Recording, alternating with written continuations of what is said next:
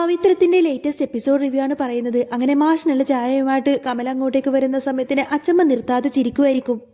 എന്നാൽ ഇത് കണ്ടുകൊണ്ട് വരുന്ന സമയത്തിന് കമലമ്മ ചോദിക്കുന്നതിന് അമ്മ എന്തിനെങ്ങനെ ചിരിക്കുന്നതെന്ന് ചോദിക്കുന്ന സമയത്തിന് അച്ചമ്മ പറയും, ഒന്നുമില്ല, ഇന്നലത്തെ കാര്യം ആലോചിച്ച് ചിരിക്കാൻ ഞാൻ. അല്ല, ഇതുവരെയായിട്ടും വേദയും വിക്രമും താഴേക്ക് വന്നില്ല അല്ലേ എന്നൊക്കെ പറഞ്ഞുകൊണ്ട് തന്നെ അച്ചമ്മ വീണ്ടും ഇങ്ങനെ ചിരിക്കുകയാണ്. എന്നാൽ ഇത് കേൾക്കുന്ന സമയത്തിന് മാഷ് ഇങ്ങനെ കമലത്തിനെ നോക്കുന്ന സമയത്തിന് കമലമ്മ പറയുന്നതിന് രണ്ടുപേരും ഇന്നലെ രാത്രി വഴക്കായിരിക്കും, അതുകൊണ്ടായിരിക്കും അവര് താഴേക്ക് വരാത്തത് എന്ന് പറയും. അന്നേരം അച്ചമ്മ പറഞ്ഞിട്ട് അങ്ങനെയൊന്നുമില്ല, വേദമോളെ നീ ഇന്നലെ കണ്ടതല്ലേ, എന്ത് സുന്ദരി അവളെ കാണാൻ, ഏതു പയ്യനും അവളെ കണ്ടാലൊന്ന് മോഹിക്കും. വിക്രം ശരിക്കും അവളുടെ സൗന്ദര്യം കണ്ടിട്ട് അതിലങ്ങ് മയങ്ങി വീഴുന്നാ തോന്നുന്നത്, അതുകൊണ്ടല്ലേ നേരം വെളുത്തിട്ട് ഇത്ര നേരമായിട്ടും അവരിങ്ങോട്ടേക്ക് താഴേക്ക് കാണാത്തത്. അപ്പോൾ മാഷ് പറഞ്ഞിട്ട് അമ്മ വിചാരിക്കുന്നത് പോലെയൊന്നുമല്ല കാര്യങ്ങൾ, അവന്റെ സ്വഭാവം ശരിക്കും എനിക്കല്ലാതെ മറ്റാർക്കറിയാം, അവൻ ഇപ്പം കൂർക്കം വലിച്ച് നല്ല ഉറക്കമായിരിക്കും എന്നൊക്കെ പറയും. ഇവരെങ്ങനെ സംസാരിച്ചുകൊണ്ട് നിൽക്കുന്ന സമയത്തിരിക്കട്ടെ നന്ദിനി അങ്ങോട്ടേക്ക് വരുന്നത്. നന്ദിനി വന്ന് ചോദിക്കുന്നുണ്ട്, മുകളിലുള്ള രണ്ടുപേരെ ഇങ്ങോട്ടേക്ക് താഴേക്ക് കണ്ടില്ലല്ലോ അച്ചമ്മേ, അതുകൊണ്ട് ഞാൻ ഒന്ന് പോയി നോക്കിയാലോ എന്ന് ചോദിക്കും. അപ്പോ അച്ചമ്മ പറഞ്ഞിട്ട് അതിനൊന്നും ആവശ്യമില്ല, അവര് രണ്ടുപേരും ഉറങ്ങാണെങ്കിൽ ഉറങ്ങിക്കോട്ടെ, നമ്മളായിട്ട് അവരെ ശല്യം ചെയ്യാൻ പോകണ്ടെന്നിങ്ങനെ അച്ചമ്മ പറയുന്ന സമയത്തിന് നന്ദിനിക്ക് ഭയങ്കര അങ്ങ് ദേഷ്യം വന്നിട്ട് അച്ചമ്മ ഇങ്ങനെ തുറപ്പിച്ചു നോക്കണം. എന്നിട്ട് ഇങ്ങനെ മനസ്സിൽ ചിന്തിക്കുന്നുണ്ട്, ഈ തള്ളക്ക് ഇത് എന്തിന്റെ കേടാ, വെറുതെ മനുഷ്യന്റെ മനസ്സമാധാനം കളയാനായിട്ട് എന്നൊക്കെ പറഞ്ഞ് നന്ദിനി ഇങ്ങനെ ദേഷ്യം പിടിച്ച് നിൽക്കുമായിരിക്കും.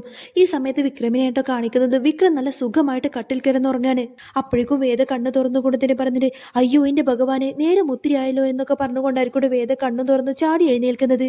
വേദ എഴുന്നേറ്റ് നേരെ വിക്രത്തിന്റെ അടുത്തേക്ക് ചെന്ന് നോക്കുന്ന സമയത്തിന് വിക്രം നല്ല ഉറക്കത്തിലായിരിക്കട്ടെ. വേദ വിക്രത്തിനെ ഇങ്ങനെ നോക്കി നിന്നിട്ട് പറയുന്നുണ്ട്, അയ്യോ ഉറങ്ങുമ്പോ ഇയാൾ എന്ത് പാവം, ഇന്നലെ രാത്രി മുഴുവൻ എന്റെ ഉറക്കം കളഞ്ഞിട്ട് ഇവിടെ സുഖമായിട്ട് ഉറങ്ങുന്നത് കണ്ടില്ലേ എന്നൊക്കെ പറഞ്ഞുകൊണ്ടിട്ട് വേദ പെട്ടെന്ന് തന്നെ അവിടെ നിന്നൊരു ആപ്പിളൊക്കെ എടുത്ത് കഴിക്കുന്നുണ്ട്.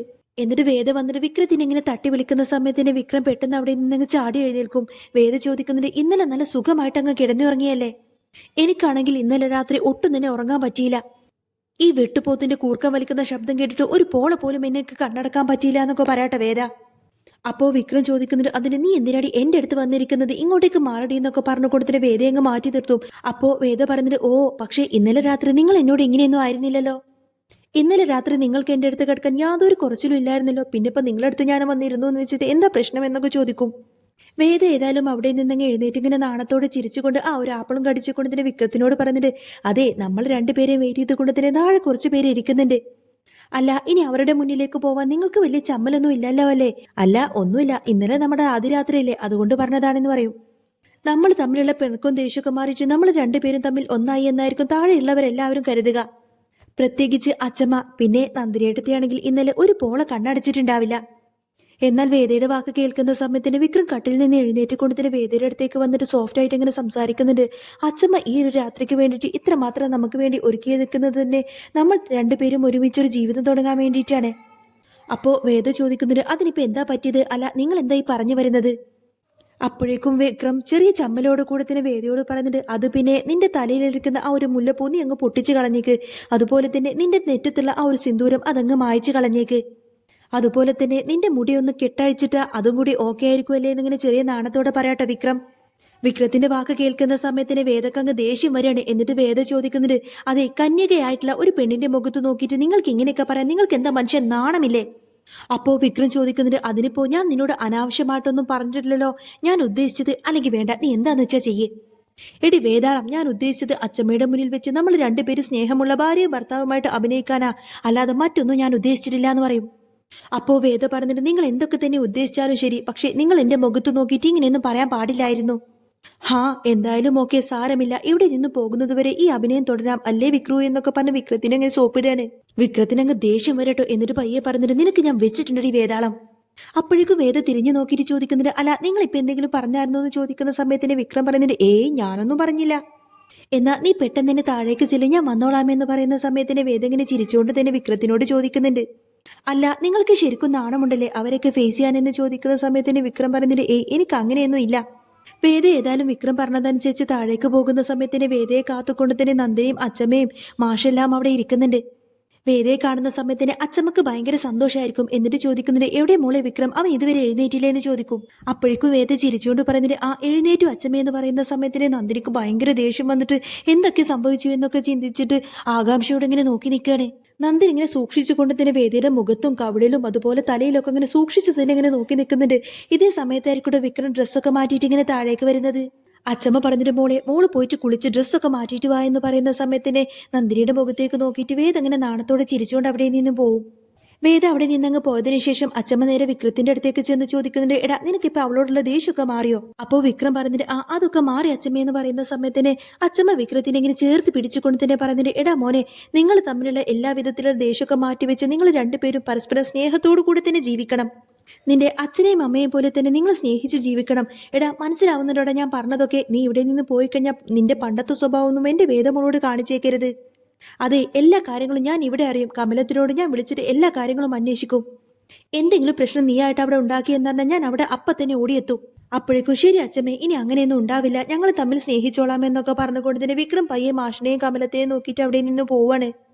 വിക്രമിന്റെ പുറകെ വിഷ്ണു ചെന്ന് ചോദിക്കുന്നതിന്റെ, എടാ എന്തായി, നിങ്ങൾ രണ്ടുപേരും തമ്മിലുള്ള പിണക്കൊക്കെ ശരിക്കും മാറിയോ? നിങ്ങൾ രണ്ടുപേരും ശരിക്കും നല്ല സ്നേഹത്തിലായോ എന്ന് ചോദിക്കുന്നത് കേൾക്കുന്ന സമയത്തിന് വിക്രത്തിന് അങ്ങ് ദേഷ്യം വന്നുകൊണ്ട് തന്നെ വിക്രം പറയുന്നുണ്ട്, എന്താ ഏട്ടന് മറ്റൊന്നും എന്നോട് ചോദിക്കാനല്ലേ? മനുഷ്യന് രാവിലെ നിന്ന് നേരെ വെളുത്ത് കിട്ടാൻ വേണ്ടിയിട്ട് പെടാപാട് പെടുമായിരുന്നു. എങ്ങനെയെങ്കിലും എത്രയും പെട്ടെന്ന് തന്നെ ഈ വീട്ടിൽ നിന്ന് പോയാൽ മതി എന്ന് പറയും. ആ സമയത്തിന് വിശ്വം പറയുന്നുണ്ട്, നീ എന്താടാ ഇങ്ങനെയൊക്കെ? നിന്റെ സ്വന്തം ഭാര്യയല്ലത്. അല്ലെങ്കിലും നിന്നെ പറഞ്ഞിട്ട് കാര്യമൊന്നുമില്ല. ഏതായാലും അച്ചമ്മയുടെ വീട്ടിൽ നിന്നും എല്ലാവരും തിരിച്ച് മാഷിന്റെ വീട്ടിലേക്ക് തന്നെ പോകാൻ വേണ്ടിയിട്ട് ഇങ്ങനെ റെഡിയായി നിൽക്കുമായിരിക്കും കേട്ടോ. അച്ചമ്മ വന്നിട്ട് കമലത്തിനോടും വിശ്വത്തിനോടും പറയുന്നുണ്ട്, വേദമോളെ നിങ്ങൾ നിങ്ങളുടെ സ്വന്തം മകളായിട്ട് തന്നെ കാണണം. അവളെ നിങ്ങൾ പൊന്നുപോലെ സ്നേഹിക്കണം. ആ വീട്ടിലെ ഇളയ മരുമകളാണ് വേദമോള്. അതുകൊണ്ട് ആ ഒരു സ്ഥാനവും സ്നേഹമൊക്കെ നിങ്ങൾ അവൾക്ക് കൊടുക്കണം. ഞാൻ പറയുന്ന കാര്യങ്ങളൊക്കെ നിങ്ങൾക്ക് മനസ്സിലാവുന്നുണ്ടോ സുധാകര എന്ന് ചോദിക്കുന്ന സമയത്തിന് ശരി അമ്മയെന്ന് പറയും.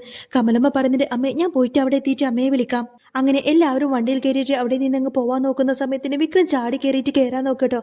അപ്പോഴേക്കും അച്ചമ്മ തടഞ്ഞു നിർത്തുന്നത്, നിക്കട അവിടെ, നീ ഇപ്പൊ കയറണ്ട, വേദമോള് കയറിയിട്ട് നീ കയറിയാ മതി. വിക്രത്തിനങ്ങ് ദേഷ്യം വന്നിട്ട് വേദ ഇങ്ങനെ നോക്കി നിൽക്കുമായിരിക്കും. വേദ കയറുന്നതിന് മുൻപായിട്ട് തന്നെ അച്ചമ്മയെ വളരെയധികം സ്നേഹത്തോട് നോക്കുന്ന സമയത്തിന് അച്ചമ്മ വേദ ഇങ്ങനെ കെട്ടിപ്പിടിക്കുന്നുണ്ട്. എന്നാൽ അവരുടെ രണ്ടുപേരുടെയും ആ ഒരു കോംബോ, ആ ഒരു സ്നേഹപ്രകടനം കണ്ടിട്ട് ഒട്ടും തന്നെ സഹിക്കാൻ കഴിയാതെ കുശുമ്പോട് കൂടിയായിരിക്കട്ടോ നന്ദിനി നോക്കുന്നത്. അച്ചമ്മ വേദയോട് പറഞ്ഞിട്ട്, വിക്രമിന്റെ സ്വഭാവം മറ്റാരേക്കാളും ഈ അച്ചമ്മക്കറിയാം. അവനൊരു പാവാണ്, അവൻ ശരിക്കൊരു പാവാണ്. അവന്റെ ഇപ്പത്തെ ദേഷ്യമൊന്നും മോള് കാര്യമാക്കണ്ട. അവനെ വിട്ടുകൊണ്ട് നീ ഒരിക്കലും ആ വീടിന്റെ പടി ഇറങ്ങരുത്. അവന്റെ ഭാര്യയായിട്ട് ജീവിതകാലം മുഴുവൻ നീ അവന്റെ കൂടെ തന്നെ വേണം. എന്താ മോളെ, നീ അവന്റെ കൂടെ ഉണ്ടാവില്ലേ? അങ്ങനെയാണെങ്കിൽ നീ അച്ചമ്മക്ക് വാക്ക് എന്ന് പറയുന്ന സമയത്തിന് വേദ അച്ചമ്മയോട് പറയുന്നുണ്ട്, അച്ചമ്മേ, ഒരിക്കലും വിക്രത്തിനെ വിട്ടിട്ട് ഞാൻ ആ വീട്ടിൽ നിന്ന് പോവത്തില്ല. ഇത് ഞാൻ അച്ചമ്മക്ക് തരുന്ന വാക്കാണ്. എന്നാൽ വേദയുടെ വാക്ക് കേൾക്കുന്ന സമയത്തിന് അച്ചമ്മക്ക് ഭയങ്കര സന്തോഷാവുന്നുണ്ട് എന്ന് മാത്രമല്ല, അച്ചമ്മയുടെ കഴുത്തിൽ കിടക്കുന്ന ആ ഒരു സ്വർണ്ണമാല അച്ചമ്മ ഊരിയിട്ട് നേരെ വേദയുടെ കഴുത്തിലേക്ക് ഇട്ട് കൊടുക്കും. എന്നാൽ ഇത് കണ്ടിട്ട് ഒട്ടും സഹിക്കാൻ കഴിയാതെ അസൂയയോട് കൂടെ ആയിരിക്കട്ടെ നന്ദിനി ഇതെല്ലാം തന്നെ നോക്കിക്കാണുന്നത്. എന്നിട്ട് നന്ദിനി ഇങ്ങനെ മനസ്സിൽ പറയുന്നുണ്ട്, എന്റെ ഈശ്വര, 10-15 പവനെങ്കിലും തൂക്കം കാണുന്ന മാലയാണ് അവരവൾക്ക് കൊടുത്തത്. ഈശ്വര, അവൾക്കിപ്പോ ലോട്ടറി അടിച്ചല്ലോ. അച്ചമ്മ ഏതായാലും വേദയുടെ കഴുത്തിലേക്ക് ആ ഒരു മാല ഇട്ട് കൊടുത്തുകൊണ്ട് തന്നെ പറയുന്നുണ്ട്, ഇത് അച്ചമ്മയുടെ വക ഈ മോൾക്കുള്ള സമ്മാനമാണ്. ഇനി മുതൽ മോളാണ് ആ വീട് ഭരിക്കേണ്ടത്. എന്നാൽ ഇതെല്ലാം കണ്ടിട്ട് വിക്രം അങ്ങനെ വേദയെ നോക്കുന്ന സമയത്തിന് വേദ അച്ചമ്മയുടെ കാലിൽ തൊട്ട് അനുഗ്രഹം വാങ്ങിക്കുന്നുണ്ട്. അങ്ങനെ യാത്രയൊക്കെ പറഞ്ഞതിന് ശേഷം വേദ വണ്ടിയിൽ കയറിയതിനു ശേഷം വിക്രവും അച്ചമ്മയുടെ യാത്ര പറഞ്ഞ് കെട്ടിപ്പിടിച്ചുകൊണ്ട് യാത്രയൊക്കെ പറഞ്ഞുകൊണ്ടായിരിക്കട്ടെ വണ്ടിയിൽ കയറിയിട്ട് പോകുന്നത്. എല്ലാവരും വണ്ടിയിൽ കയറിയിട്ട് അവിടെ നിന്നങ്ങ് പോകുന്ന സമയത്തിന് അച്ചമ്മ സന്തോഷത്തോടെ ചിരിച്ചുകൊണ്ട് അവർക്കങ്ങനെ ചാറ്റയൊക്കെ കാണിച്ചു കാണിച്ചുകൊണ്ടാണ്ടോ ഇന്നത്തെ ഈ ഒരു എപ്പിസോഡ് പൂർണ്ണമാവുന്നത്. അപ്പൊ നിങ്ങൾക്ക് ഈ ഒരു ചാനൽ ഇഷ്ടമായി എന്നുണ്ടെങ്കിൽ എന്നും ഇതേപോലത്തെ റിവ്യൂസ് ഒക്കെ കേൾക്കാൻ താല്പര്യമുണ്ടെങ്കിൽ തീർച്ചയായിട്ടും നിങ്ങൾ എന്റെ ചാനൽ സബ്സ്ക്രൈബ് ചെയ്ത് സപ്പോർട്ട് ചെയ്യാം.